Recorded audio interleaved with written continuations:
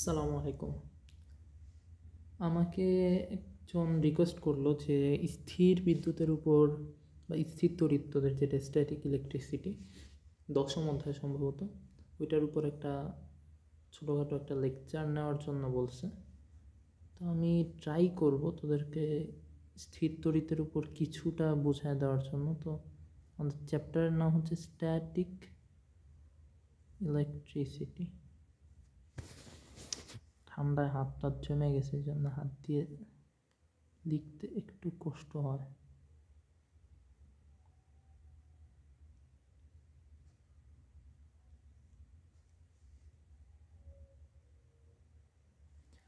Static ইলেকট্রিসিটির কথা বলতে আচ্ছা, স্ট্যাটিক ইলেকট্রিসিটি নিয়ে কথা বলতে একদম শুরুতে আমার যে বিষয়টা চলে আসে সেটা হচ্ছে স্ট্যাটিক ইলেকট্রিসিটির উৎপত্তি কিভাবে, বা এর উৎপত্তি কোথায়, কিভাবে হয়েছে, এর একটা হিস্টোরিক্যাল ব্যাকগ্রাউন্ড চলে আসে। যে কোনো চ্যাপ্টার শুরু করার আগে তোর ফিজিক্সের মূল থিমটাই হচ্ছে এরকম যে এটার ব্যাকগ্রাউন্ড কী, কী কারণে এটা আসলো। তো এটা হচ্ছে অনেক আগে, তোর প্রায় 2000 বা 3000 খ্রিস্টপূর্ব, মানে আজ থেকে প্রায় 4000 বছর আগে।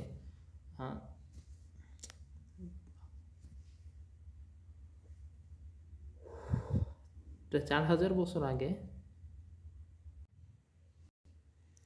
আচ্ছা প্রায় 4000 বছর আগে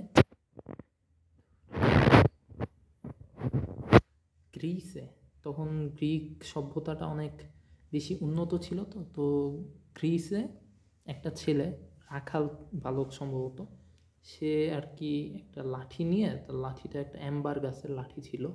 অ্যাম্বার গাছ হচ্ছে তোর অনেকটা রেশমি গাছের মতো, এটা যে কোনো কিছুর সাথে ঘষা দিলে ওর মধ্যে একটা স্থির তড়িৎ উৎপন্ন হইতো। কী কাজ করতো স্থির তড়িতের মূল থিমটা দিয়ে, তখন ও ওই ডালের সাথে ঘষা দিয়ে, মানে ওই লাঠি দিয়ে ওর কি মেষ চড়াইতো রাখাল।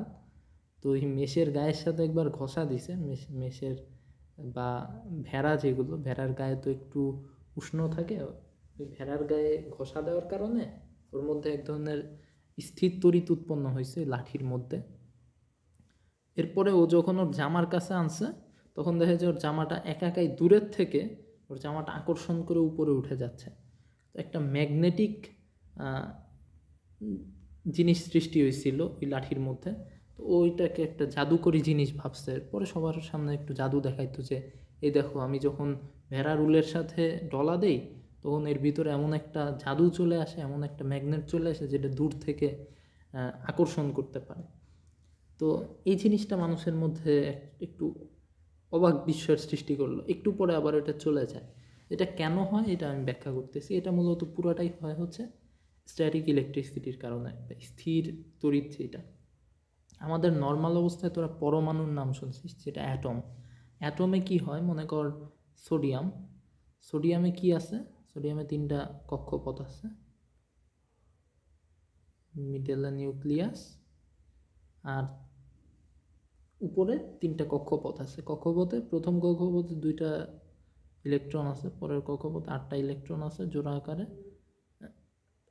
লাস্ট কক্ষপথে একটা ইলেকট্রন আছে। এবার মিডলে কি আছে, মিডলে সমান সংখ্যক প্রোটন এবং নিউট্রন আছে।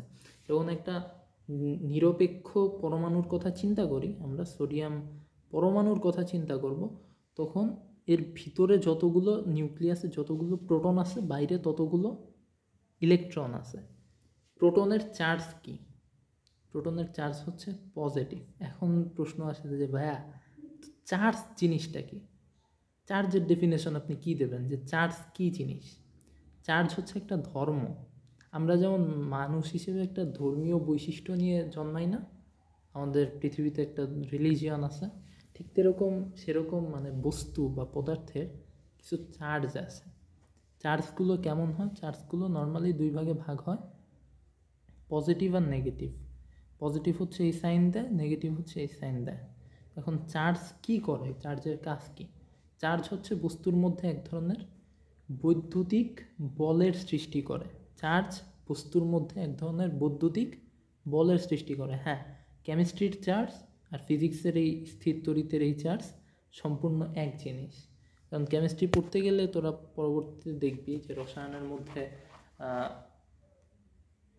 এই পরমাণুগুলোকে যখন আমরা চার্জিত করতেছি, মনে কর সোডিয়ামকে যখন একটা ইলেকট্রন ছড়ায় নেব তখনও পজিটিভ চার্জে চার্জিত হবে, মানে ওর প্রোটন সংখ্যা বেড়ে যাবে এবং নেগেটিভ চার্জ সম্বলিত ইলেকট্রন সংখ্যা কমে যাবে।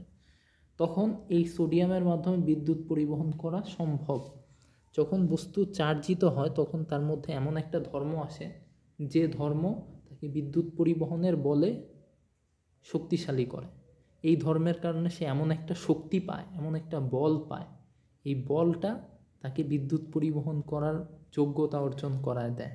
তার মানে সে এখন বিদ্যুৎ পরিবহন করতে পারবে।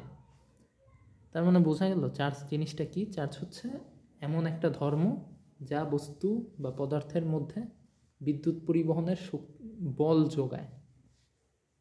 তো ফিজিক্সে শক্তি আর বল দুইটা আলাদা টার্ম, এই কারণে বল বলবি, বল যোগায়। এখন চার্জ ধনাত্মক আর ঋণাত্মক দুই ধরনের চার্জ আছে বলছি। এই ধনাত্মক আর ঋণাত্মক চার্জের বৈশিষ্ট্যগুলো কিভাবে সৃষ্টি হয় বা স্থির বিদ্যুৎ কিভাবে সৃষ্টি হয়। মনে কর স্বাভাবিকভাবে পরমাণুর কথা বললাম, পরমাণুতে সমান সংখ্যক নিষ্ক্রিয় মানে নিরপেক্ষ অবস্থায় সমান সংখ্যক প্রোটন এবং সমান সংখ্যক নিউট্রন থাকে। তুই একটা মানুষ, তোর মানব দেহে প্রচুর পরিমাণে পদার্থ আছে, যে পদার্থই থাকুক তার ভিতরে অবশ্যই ক্ষুদ্র অবস্থায় পরমাণু আকারে সব পদার্থগুলো সাজানো আছে। এটা কাঠ হোক, মানুষ হোক, মাটি হোক, যাই হোক, স্বাভাবিক অবস্থায় নিষ্ক্রিয় একটা পরমাণু আকারে আছে প্রত্যেকটা। কিন্তু আমরা যখন এই বস্তুর থেকে কিছু পরিমাণ ইলেকট্রন সরায় নিতে পারবো কিংবা কিছু পরিমাণ ইলেকট্রন এর মধ্যে প্রবেশ করাইতে পারবো, কি জিনিস? ইলেকট্রন। কেন ইলেকট্রনের কথা বলছি? কারণ একটা পরমাণুর ভিতর থেকে নিউট্রন মানে প্রোটনকে কখনো সরানো যায় না, কারণ এটা নিউক্লিয়াসে থাকে। নিউক্লিয়াসের ভিতর থেকে কোনো বস্তুকে সরানো যায় না। সরাইতে হয় কি? এই বাইরে দিয়ে যে ছোট ছোট ইলেকট্রন ঘুরতেছে, এরা দৌড়ায় বেড়ায়, খুবই দুষ্টু বাচ্চা, এদেরকে তুই টান দিলেই এরা ওখান থেকে সরে আসবে, কিন্তু মাঝের নিউক্লিয়াসকে তুই কখনো সরাইতে পারবি না। এই কারণে আমরা যখন কোনো বস্তুর মধ্যে বেশি পরিমাণ ইলেকট্রন দিয়ে দিব, ইলেকট্রন যেহেতু নেগেটিভ চার্জ, আগেই বলছি চার্জ দুই ধরনের ধর্ম আছে, একটা হচ্ছে পজিটিভ, একটা নেগেটিভ। যখন আমি বেশি নেগেটিভ চার্জ দিয়ে দিব তখন কি হবে? ওইটা ঋণাত্মক আধানে পূর্ণ হয়ে যাবে। চার্জের বাংলা হচ্ছে আধান। পজিটিভ হচ্ছে ধনাত্মক, নেগেটিভ হচ্ছে ঋণাত্মক। আমি যখন বেশি পরিমাণ ঋণাত্মক দিব তখন এটা একটা ঋণাত্মক চার্জে চার্জিত হয়ে যাবে। আর এই পরমাণুর যে একটা ক্ষেত্র আছে, এই পরমাণুর যে পরিমাণ ক্ষেত্র জুড়ে এর এই বিদ্যুৎ প্রবাহ সঞ্চার করতে পারবে বা বৈদ্যুতিক বল সৃষ্টি করে রাখতে পারবে, এর যে একটা ক্ষেত্র বা বলয়, একে বলে হচ্ছে, আচ্ছা যেটা বলতেছিলাম, এই যে এর যে ক্ষেত্র বা বলয় আছে, এর একটা নির্দিষ্ট ক্ষেত্র পর্যন্ত এর প্রভাবটা বিস্তার করতে পারবে, একে বলা হচ্ছে তড়িৎ ক্ষেত্র বা ইলেকট্রিক ফিল্ড। ইলেকট্রিক ফিল্ড নিয়ে অনেক বিস্তর আলোচনা আছে, কারণ ইলেকট্রিক ফিল্ড আমরা শুধুমাত্র ক্ষেত্র হিসেবে বিবেচনা করতেছি। পরবর্তীতে দেখব ইলেকট্রিক ফিল্ডের অনেক ধরনের কাজ আছে। ইলেকট্রিক ফিল্ড একটা ভেক্টর রাশি হিসেবে কাজ করে।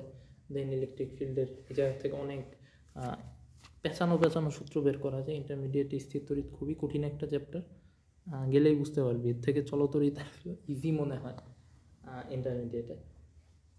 তো যেটা বলতেছিলাম, আধানের কথা বলছি, মানে চার্জ, এবং চার্জ একটা ক্ষেত্র সৃষ্টি করে। ঠিক সেরকম আমরা যখন এই যে তড়িৎ ক্ষেত্র, এতক্ষণ তো বললাম যে নেগেটিভ তড়িৎ ক্ষেত্র, যেটা ঋণাত্মক আধানে পূর্ণ, বেশি পরিমাণ ইলেকট্রন দেওয়ার কারণে।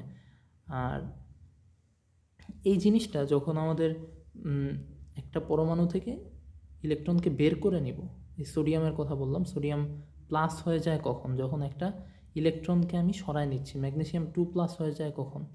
যখন আমি দুইটা ইলেকট্রনকে ম্যাগনেসিয়াম থেকে বের করে নিচ্ছি। কী কারণে 2+? কারণ এর ভিতর দুইটা পজিটিভ প্রোটন বেশি আছে, দুইটা পজিটিভ প্রোটন বেশি আছে। প্রোটনের চার্জই পজিটিভ, দুইটা প্রোটন বেশি থাকায় এটা হচ্ছে পজিটিভ চার্জে চার্জিত হয়ে যায়।